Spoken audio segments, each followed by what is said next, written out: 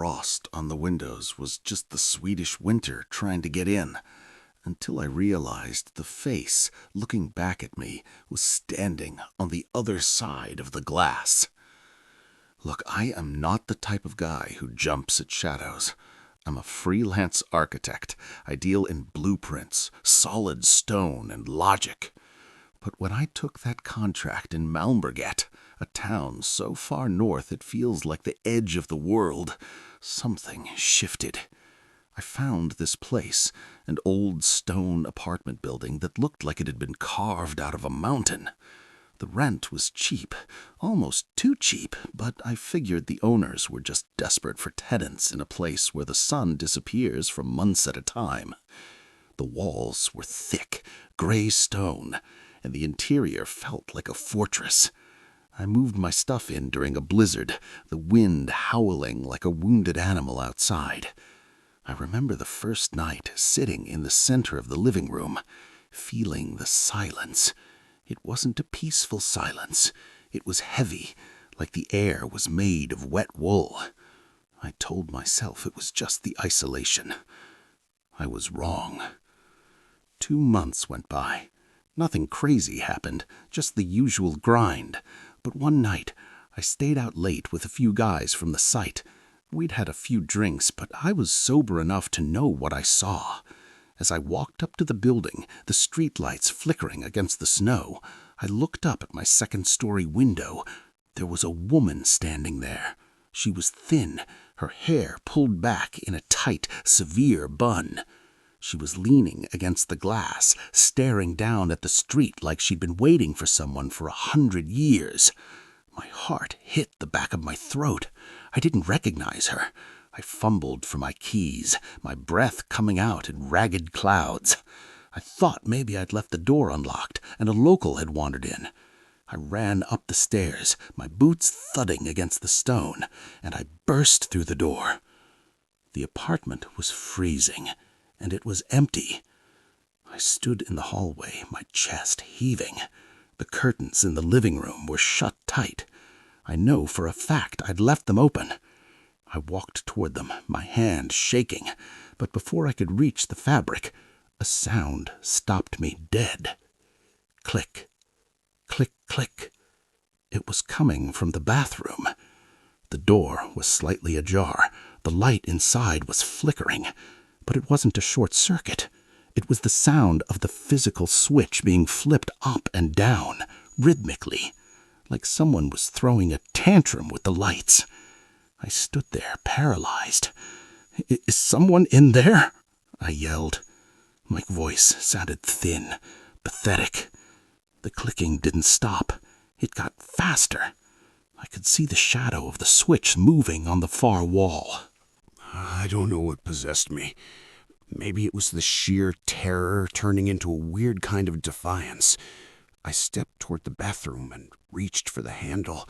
The second my fingers brushed the cold metal, the clicking stopped. The light died. Total, absolute darkness. I stared into the blackness of the bathroom, waiting for a hand to reach out and grab my throat. Nothing. I looked at the mirror in the dim light from the hallway. The switch was right there. It was still. I realized then that I wasn't dealing with a burglar. I was dealing with something that didn't have a pulse. I backed away, my voice trembling. "Look," I said to the empty air, "I don't know who you are. I live here now. I'm leaving the door open. If you want to leave, just go. I can't have you scaring me like this." I left the bathroom door wide open and went to my bedroom, locking the door and keeping the TV on until the sun, if you could call it that, came up. After that night, the clicking stopped, but something worse took its place. A cloud of pure, unadulterated misery settled over the apartment. It wasn't a ghost you could see anymore. It was a ghost you could feel. I'd wake up and the air would feel 10 degrees colder than the thermostat said. But it wasn't just the cold. It was a bone-deep sadness. I'd sit down to work on my laptop, and within 10 minutes I'd feel this overwhelming urge to just lay down on the floor and cry. I wasn't depressed. I had a good life. But the second I crossed that threshold, my energy was drained.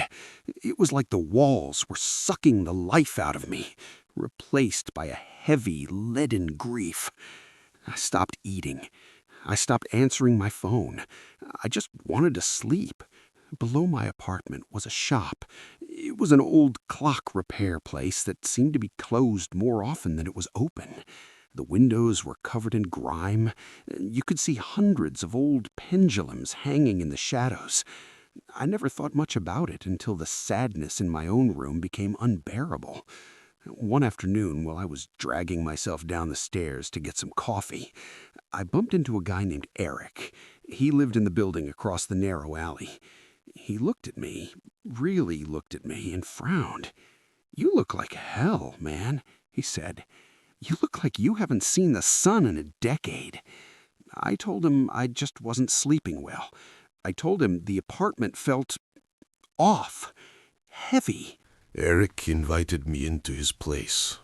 It was warm, bright, the total opposite of my tomb. I told him about the woman at the window and the lights. He got quiet. He didn't call me crazy. He just stared into his mug. "You're living right above the old Johansson shop, aren't you?" he asked. I nodded. He sighed and leaned in. "About 3 years ago, the owner's mother lived in that shop. She stayed in the back room.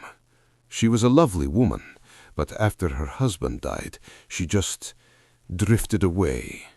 The grief was too much. One morning, the son went in to open the shop and found her. She'd used one of the heavy industrial cords from the clockweights.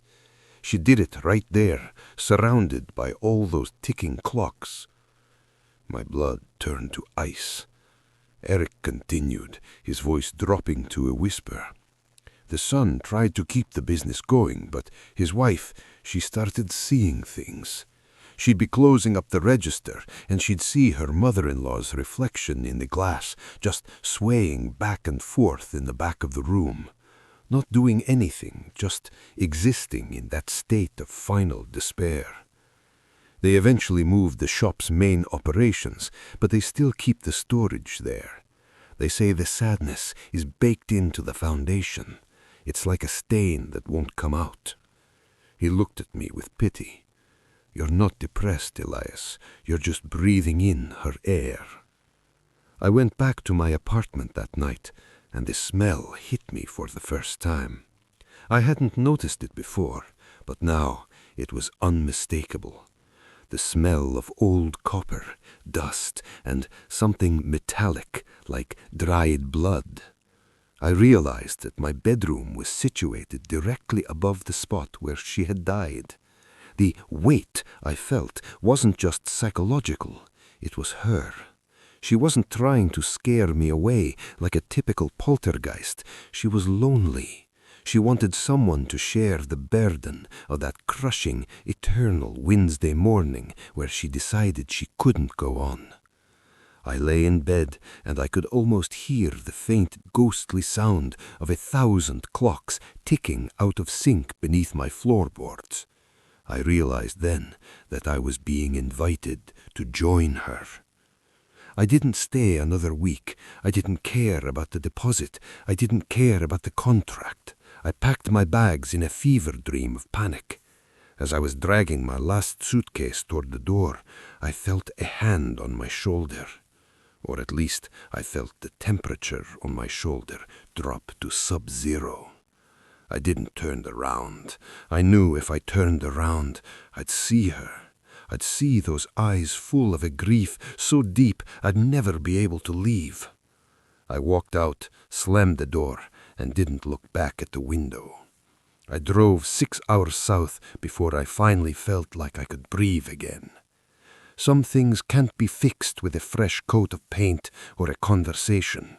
Some grief is so heavy it anchors itself to the earth, waiting for someone to come along and help carry the weight.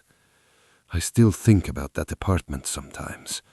I wonder who's living there now, and if they've started feeling that sudden, unexplainable urge to just lie down and let the darkness take over.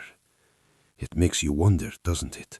Are the places we live in just shells of stone and wood, or do they soak up every ounce of our pain until the walls themselves start to mourn? If you've ever walked into a room and felt a sadness that didn't belong to you, you might want to look into the history of what lies beneath your feet. Stay close to the light, and if you want to hear more accounts of the things that dwell in the shadows of the north, feel free to support the journey. We're all just trying to stay warm out here. What do you think happened to the woman in the window? Was she looking for help, or was she looking for company?